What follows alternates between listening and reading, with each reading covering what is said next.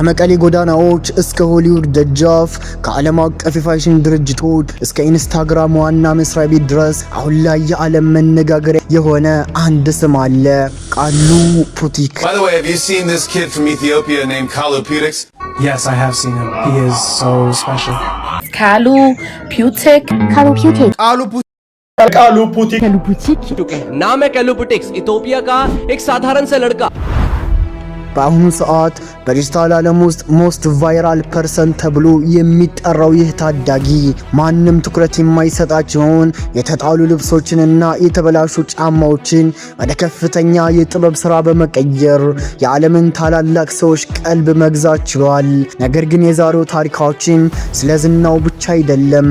ከ700 ሚሊዮን በላይ ተከታይ ያለው የኢንስታግራም ይፋዊ አካውንት አብረን እንስራ ሜጋ ቫይራል ላውጣህ የሚል ጥያቄ ቢቀርብለትም ቃሉ እስካሁን ምንም ምላሽ አልሰጠም። ይህ ሚስጥራዊ ዝምታ የብዙዎችን ጥያቄ ጭሯል። ቃሉ ለምን ዝም አለ? በስተጀርባው ያለው ስትራቴጂ ምንድነው? ወይስ የባከነ ወርቃማ ዕድል ነው?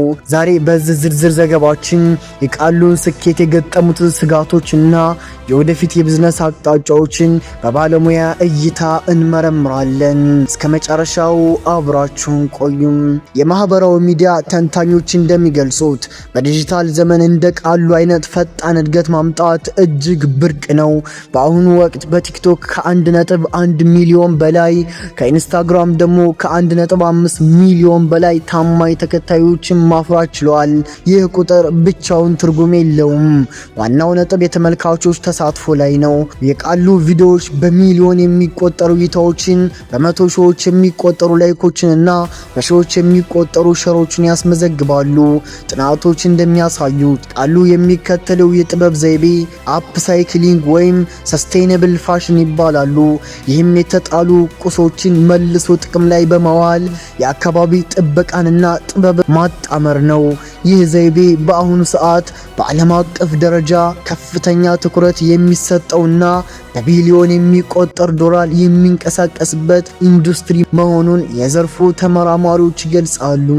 ከቅርብ ጊዜ ወዲህ እጅግ አነጋጋሪ የሆነው ጉዳይ 700 ሚሊዮን በላይ ተከታይ ያለው የኢንስታግራም ይፋዊ አካውንት ለቃሉ ያቀረበለት ጥያቄ ነው። ኢንስታግራም እንደ ቃሉ ያሉ አዳዲስ የፈጠራ ሰዎችን በይፋ በመደገፍ አካውንታቸውን ቬሪፋይ በማድረግና ከዓለም አቀፍ ብራንድ ጋር በመገናኘት ይታወቃል። ሆኖም የሚወጡ መረጃዎች እንደሚያሳዩት ቃሉ ለዚህ ጥያቄ እስካሁን ምላሽ አልሰጠም።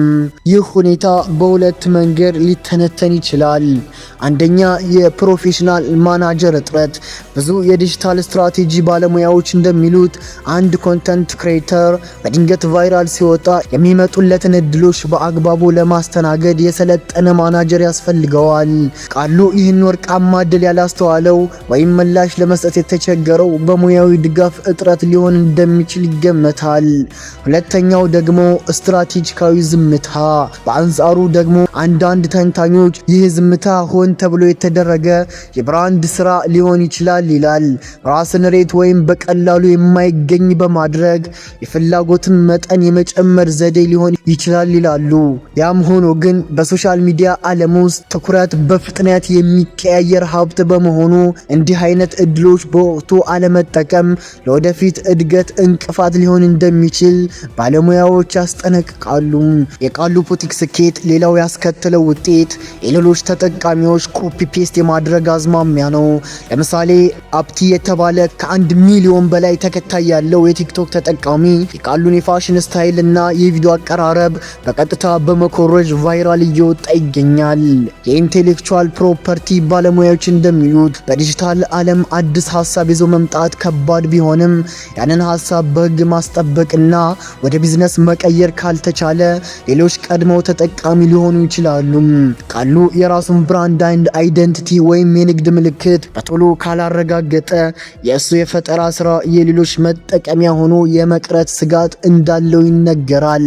የቃሉ ተጽዕኖ ተራው ማህበረሰብ ዘንድ ብቻ አይደለም። እንደ የዓለም አቀፍ ጤና ድርጅት ዋና ዳይሬክተር ዶክተር ቴድሮስ አድሃኖም ያሉ ታዋቂ ሰዎች የቃሉን ቪዲዮዎች አብሶሉትሊ ፌኖሜና በሚል አድናቆት ሪፖስት ማድረጋቸው ልጁ ያለውን አቅም ያሳያል።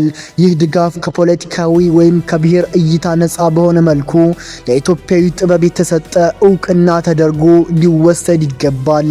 ታሪካዊ መረጃዎች እንደሚያሳዩት እንደነ ናኦሚ፣ አማኑኤልና ዛሃራ ያሉ ኢትዮጵያውያን በውጭው ዓለም ያሳለፏቸው የጉዞ መስመሮች ትልቅ ትምህርት ይሰጣሉ። ቃሉ አሁን ባለበት ደረጃ ወደ ፋሽን ኢንዱስትሪው በስፖንሰርሺፕ ቢያመራ ትላልቅ ዲዛይነሮች ጋር የመስራት ሰፊ እድል ይኖረዋል። የቃሉ ቡቲክ ጉዞ ወደ ላቀ ደረጃ እንዲሸጋገር ተንታኞች የሚከተሉትን ነጥቦች ያስቀምጣሉ። ከፖለቲካ ነፃ መሆን። በሶሻል ሚዲያ ላይ የሚታዩ የብሔርና የጎጥ ክፍፍሎች ለአንድ ገና ለሚበቅል ተሰጥኦ ትልቅ እንቅፋት ናቸው። ቃሉን ወደ ፖለቲካ አጀንዳ ውስጥ ከመክተት ይልቅ እንደ ሰብአዊነትና እንደ ጥበብ ሰው ማየት ይገባል። ሁለተኛ፣ የቢዝነስ ሽግግር። ቪዲዮ ከመስራት ባለፈ ስራዎችን ወደ ፋሽን ብራንድ መቀየር፣ የራሱን ዲዛይን ማውጣትና የህግ ከለላ ማግኘት ይኖርበታል። ሶስተኛ፣ የማማከር አገልግሎት። ከኢንስታግራም እና መሰል ተቋማት የሚመጡ ጥያቄዎችን የሚመረምር፣ የኮንትራት ውሎችን የሚያነብና የረጅም ጊዜ ጥቅምን የሚያስከብር የባለሙያ ቡድን ሊኖረው ይገባል። ቃሉ ቡቲክ በአሁኑ ሰዓት የኢትዮጵያ ብቻ ሳይሆን የዓለም ሀብት ሆኗል። በቆሻሻ ውስጥ አልማዝ ማግኘት እንደሚቻል በተግባር ያሳየ ታዳጊ ነው። ነገር ግን የሶሻል ሚዲያ ዝና እንደ ንጋት ጤዛ ፈጣን ነው። ይህንን ጊዜያዊ ትኩረት ወደ ዘላቂ ስኬት ለመቀየር የግለሰቡ ጥረት እንዳለ ሆኖ የተመልካቾች በጎ አስተያየትና ሙያዊ ድጋፍ ወሳኝ ነው። የቃሉ ሚስጥራዊ ዝምታ ተሰብሮ በቅርቡ በዓለም አቀፍ የፋሽን መድረኮች ላይ እንደምናየው ተስፋ እናደርጋለን። እናንተስ በዚህ ጉዳይ ላይ ምን ታስባላችሁ? ቃሉ ለኢንስታግራም ምላሽ አለመስጠቱ ትክክል ነው ወይስ ስህተት? በኮሜንት መስጫው ላይ ሐሳባችሁን አካፍሉን። ለተጨማሪ ወቅታዊና ጥልቅ ትንታኔዎች ቻናላችንን ሰብስክራይብ በማድረግ ቤተሰብ ይሁኑ። ስለተከታተላችሁን እናመሰግናለን።